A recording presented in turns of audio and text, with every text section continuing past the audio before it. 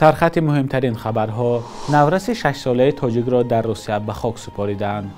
صرف نظر از ناراضگی ساکنان، پالایشگاه نوی کارخانه زرافشان افتتاح شد و انتقاد شوکت میرزیویف از سوزاندن قرآن در سوئیسرا.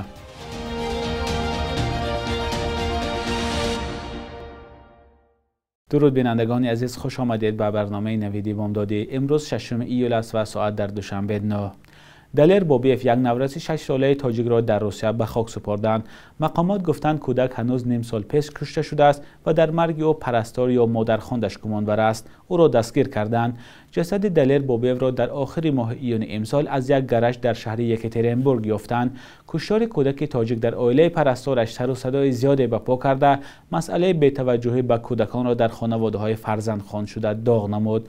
کنسولگری تاجیکستان در روسیه میگوید دلیر بوبیف 6 ساله فرزند خوجنابالدین بوبیف زاده ناحیه خراسان تاجیکستان و شهروندی روسیه است. پدر بیولوژیکی کودک چند سال پیش با اتهام راهزنی زندانی شده بود.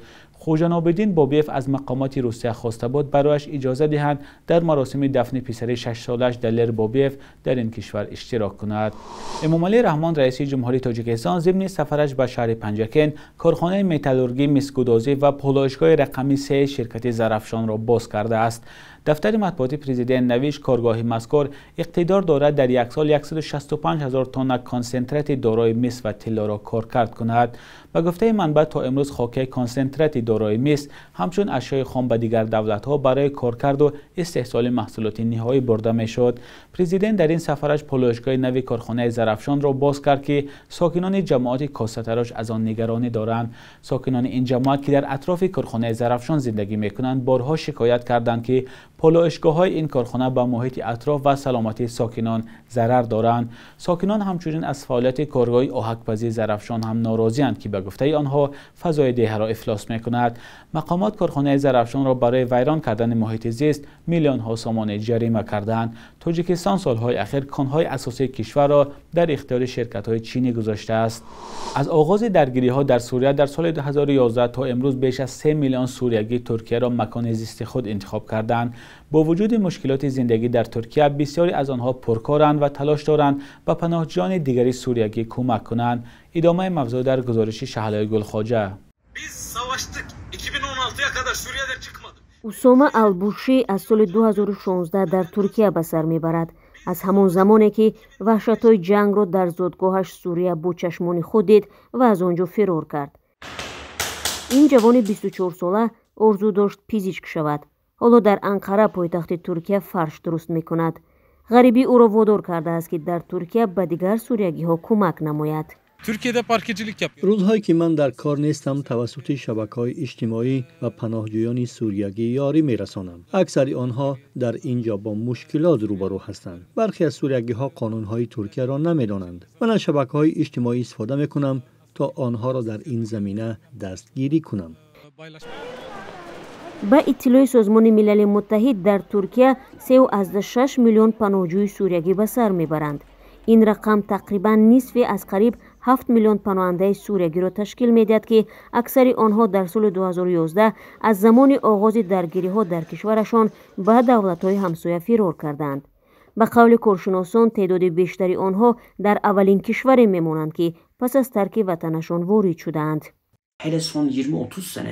در 20-30 سال اخیر شماره پناهجویان در جهان افزایش یافته است. بیش از 100 میلیون پناهجو ثبت شده است. از هر 100 پناهجو تنها 15 نفرشان در یک کشور پیشرفته مسکن میگیرند. دیگران تنها به دولت‌های همسایه میروند. حضور میلیون‌ها پناهجوی سوریگی به موضوع بحث در ترکیه تبدیل یافته است. بخصوص در انتخابات ماه گذشته که رجب طیب اردوغان رئیس جمهوری فعلی پیروز شد. در کارزار انتخاباتی اردوغان وعده داد که برای برگردانیدن 1 میلیون گریزه سوریگی تلاش خواهد کرد. البوشی میگوید سیاسی کردن حضور او و دیگر پناهندگان در ترکیه به فایده کار نیست.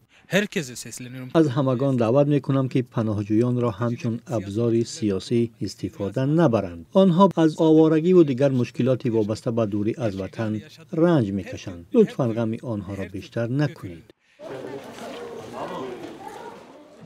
دولت ترکیه اعلام کرد که ماه گذشته بیش از 29,000 پناهجوی سوریگی به کشورشان برگشتند.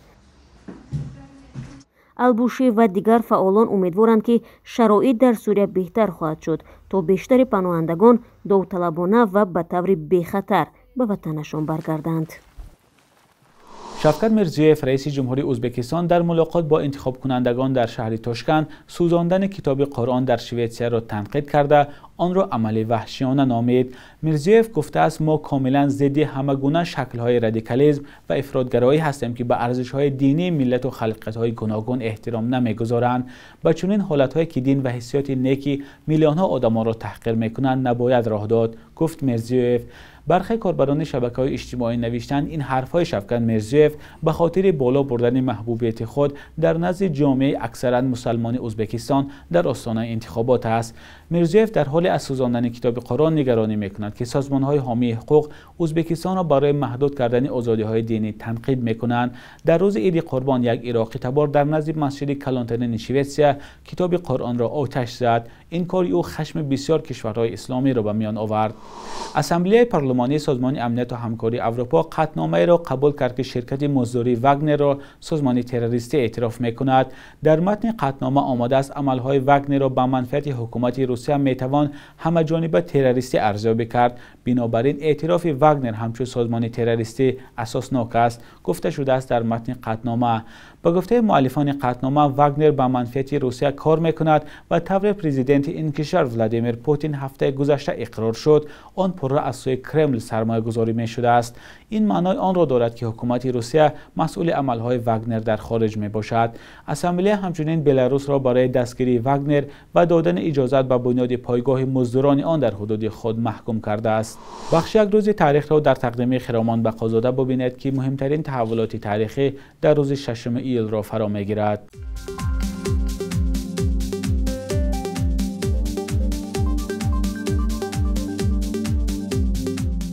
6 ایول سال 2004 حکومت تاجیکستان طرح قانون مقام خدمتچی حربی را آماده نمود که اجرای مراسم‌های دینی برای سربازان و افسران را محدود کرد.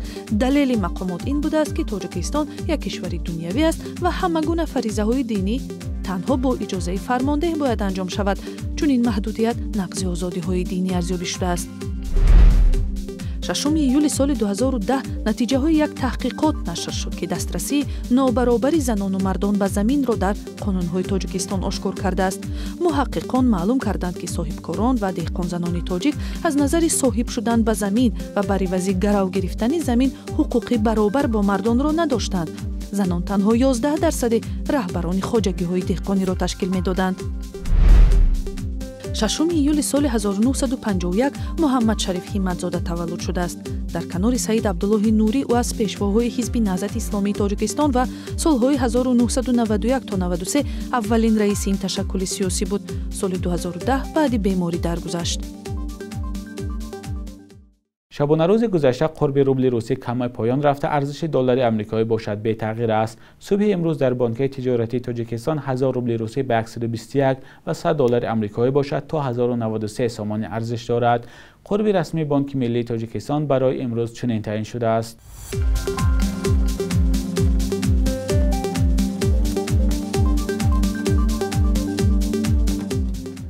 بینندگان عزیز، مهلت جدا شده برای برنامه نویدی بامدادی به انجام رسید. خبر و گزارش‌های از این بیشتر را در سامانه رادیوی آزادی با نشان azadi.org و azadi.mobi پیدا کنید. خود را احتیاط کنید. خدا نگهدار.